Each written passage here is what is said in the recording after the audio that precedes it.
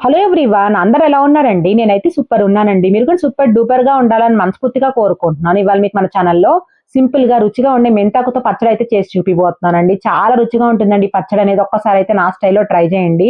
And చాలా simple process కూడా. First అయితే మెంతాకుని అయితే ఒక కట్ట తీసుకున్నానండి. తీసేసుకొని ఇట్లా కింద రూట్స్ అనేవి కట్ చేసేసుకొని ఆకులు తుంచుకుంటున్నాను. ఎందుకంటే మెంతాకు కట్ చేసుకోవడానికి కొంచెం టైం పడుతుంది కదండి. నాకు ఎందుకో రూట్స్ తో పాటు కట్ చేస్తుంటే హ్యాండ్ కి కొంచెం మట్టిలాగా అంటుతుంటూ కొంచెం బాగా అనిపించదు, ఎక్కువసేపు కట్ చేయాలి కాబట్టి. సో అలా అయితే కట్ చేసేసుకొని కొంచెం కింద కూర్చొని అయితే ఇలా కట్ చేసుకుంటూ ఉంటాను ఆకుకూరలు అనేవి.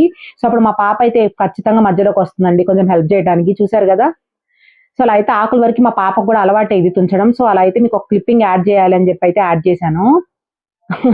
చూడండి, నాకు కొన్ని మెమరీస్ గా ఉంటాయని చెప్పి అయితే నేను కొన్ని క్లిప్పింగ్స్ అయితే యాడ్ చేసుకుంటూ ఉంటానండి అప్పుడప్పుడు యూట్యూబ్ లో. ఎందుకంటే కెమెరాలో అప్పుడప్పుడు స్కిప్ అవుతాయి, కానీ యూట్యూబ్ లో అయితే అంతే వీడియోస్ ఎప్పటికీ ఉంటాయి కాబట్టి కొన్ని కొన్ని క్లిప్పింగ్స్ యాడ్ చేశాను. మీకు నచ్చకపోతే స్కిప్ చేయండి ఇక్కడ. ఇప్పుడైతే అలా ఆకుల వరకు తుంచేసుకున్నాం కదండి. తుంచేసుకున్న ఆకులను అయితే ఇప్పుడు మీకు చూపిస్తాను చూడండి. ఎక్కడ మనకి కాడలేనిది ఉండకూడదండి, పచ్చడికి మళ్ళీ చేదొస్తుంది.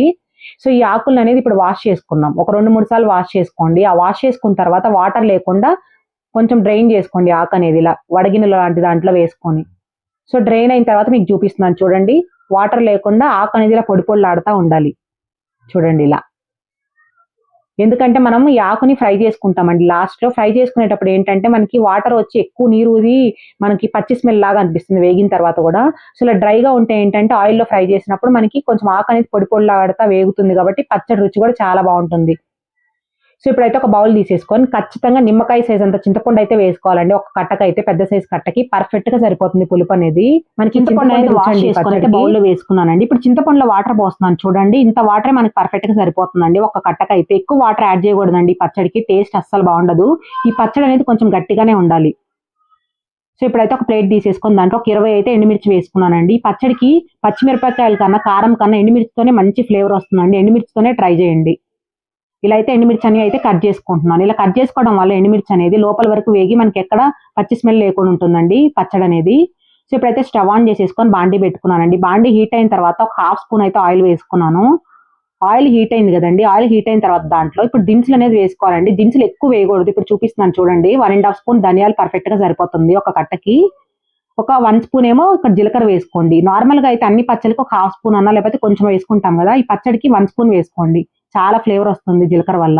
ధనియాలు, జీలకర్ర అనేది సిమ్ ఫ్లేమ్‌లో పెట్టుకొని కొంచెం లైట్‌గా కలర్ చేంజ్ అయ్యే వరకైతే ఫ్రై చేసుకోవాలండి. ఇలా కలర్ చేంజ్ అయిన తర్వాత కట్ చేసి పెట్టుకున్న ఎండుమిరపకాయలైతే వేసేసుకొని సిమ్ ఫ్లేమ్‌లో పెట్టుకొని ఈ రెసిపీ అనేది చేసుకోవాలి దినుసులనేది వేపుకునేటప్పుడు. ఇలా అయితే ఎండుమిర్చి కూడా కొంచెం లైట్‌గా కలర్ చేంజ్ అయింది చూసారా అండి? ఇలా కలర్ చేంజ్ అయిన తర్వాత స్టవ్ ఆఫ్ చేసేసుకొని ఒక 2 స్పూన్స్ అన్నా, 3 స్పూన్స్ అన్నా నువ్వులు వేసుకోండి. నువ్వులు మాత్రం ఎవరు స్కిప్ చేయొద్దండి. చాలా మంచి ఫ్లేవర్ వస్తుంది. ఈ వేడికే మనకి నువ్వులనేది కలర్ చేంజ్ అయిపోతాయి. సో, ఇప్పుడు వీడియోలో చూపిస్తున్నాను గదండీ! చిన్న సైజ్ చిన్నులపై మొత్తం పడుతుందండి. లెక్కలో చెప్పాలంటే ఒక 15 వెల్లుల్లి. ఈ వెల్లుల్లి గూడా వేసి ఆ వేడికి ఒక్కసారైతే మిక్స్ చేసుకున్నాను. అప్పుడేంటంటే మిక్సీ వేసేటప్పుడు బాగా ఈజీగా మెదిగిపోతుంది. ఇప్పుడైతే ఈ దినుసులన్నీ అయితే ఒక ప్లేట్‌లోకి ట్రాన్స్‌ఫర్ చేసేసుకున్నాను. ఇప్పుడు అదే బాండీలో ఇంకో 1 స్పూన్ అయితే ఆయిల్ వేసుకున్నానండి. ఆయిల్ హీట్ అయిన తర్వాత దాంట్లో మెంతాకనేది ఇప్పుడు ఫ్రై చేసుకోవాలి.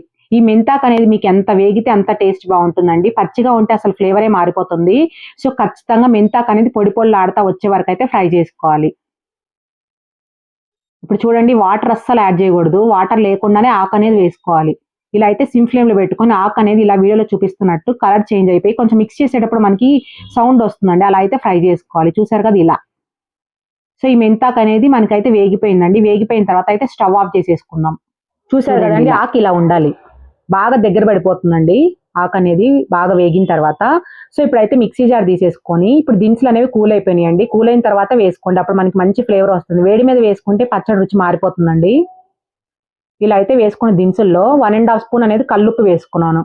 మీరు గనక నార్మల్ సాల్ట్ వేసినట్టయితే ఒక 2 స్పూన్స్ వేసుకోండి చిన్న స్పూన్‌తో.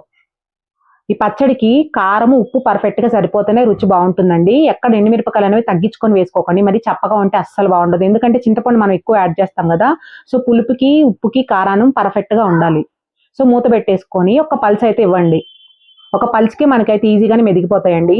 ఎందుకంటే ఫ్రై చేసేసుకున్నాం గదా! అలా ఒక పల్స్ ఇచ్చేసిన తర్వాత మూత తీసుకొని మనం ముందుగా నానబెట్టుకున్నాం గదండీ చింతపండనేది. ఆ చింతపండనేది వాటర్‌తో పాటే వేసేయండి ఇక్కడ. ఎందుకంటే మనకి ఆ వాటర్‌కి చూడండి పులుపొచ్చేస్తుంది గదా! అందుకు. సో, చింతపండు వేసేసుకొని దాంట్లోనే మెంతాకు కూడా వేసుకోండి. వేసేసుకొని ఒక 2-3 పల్సులు అయితే ఇవ్వండి. ఎక్కువ మరి పేస్ట్ లాగా చేయకండి. ఒక 2-3 పల్సులకి మనకైతే మంచిగా మెదిగిపోతుంది. ఎందుకంటే ఆకుకూర కూడా మనం బాగా ఫ్రై చేసాం కదా క్రిస్పీగా, అందుకు మరీ క్రిస్పీగా కాదండి, కొంచెం మాదిరిగా. సో చూడండి ఇలా ఉండాలండి పచ్చడి.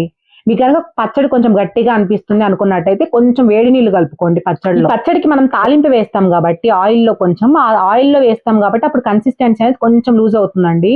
సో ముందే చూసుకోండి. మీకు కొంచెం కావాలనుకున్నట్టయితేనే యాడ్ చేసుకోండి. సో ఇప్పుడైతే ఒక బౌల్‌లో అయితే వేసేసుకున్నానండి పచ్చడనేది.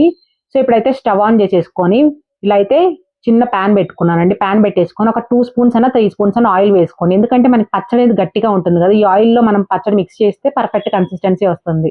ఆయిల్ హీట్ అయిన తర్వాత ఒక ఎండుమిర్చి, పచ్చెనపప్పు, మినపప్పు, ఆవాలు, జీలకర్ర వేసుకున్నానండి. దినుసులు కొంచెం ఎక్కువ వేసుకోండి. అక్కడక్కడ క్రంచీగా తగులుతా చాలా బావుంటాయి. ఇలా దినుసులనేవి కొంచెం లైట్‌గా కలర్ చేంజ్ అయిన తర్వాత స్టవ్ ఆఫ్ చేసేసుకొని కరివేపాకు వేసుకోండి. ఆ వేడికి కరివేపాకు వేగిపోతుంది. సో ఇప్పుడు ఈ తాలింపనేది పచ్చడిలో వేసేసుకోవడమే అండి. అంతే అండి. టేస్టీ మెంతాకు పచ్చడైతే రెడీ అయిపోయింది. చూడటానికి చాలా యమ్మీగా కనిపిస్తుంది గదండీ! ఒక మాట చెప్పనా? గోంగూర పచ్చడి కన్నా చాలా టేస్ట్ బావుంటుందండి మెంతాకు పచ్చడనేది. మన హెల్త్‌కి గూడా చాలా మంచిది మెంతాకనేది. ఒక్కసారయితే నేను చేసినట్టయితే ఈ మెంతాకు పచ్చడనేది ఇంట్లో ట్రై చేయండి. ట్రై చేసి మీకెలా కుదిరిందో అయితే మీ వాల్యూ ఫీడ్‌బ్యాక్ అనేది నాకు కామెంట్ బాక్స్ ద్వారా ఇవ్వండి. చూడండి కన్సిస్టెన్సీ అనేది ఆయిల్‌లో వేసిన తర్వాత ఇలా వస్తుంది. చాలా బావుంటుందండి. ఒక్కసారయితే రెసిపీ ఖచ్చితంగా ట్రై చేయండి. మెంతాకు పచ్చడి రెసిపీ గనుక మీకు నచ్చినట్టయితే please like, share and subscribe my YouTube channel. Thank you so much for watching అండి. Bye by.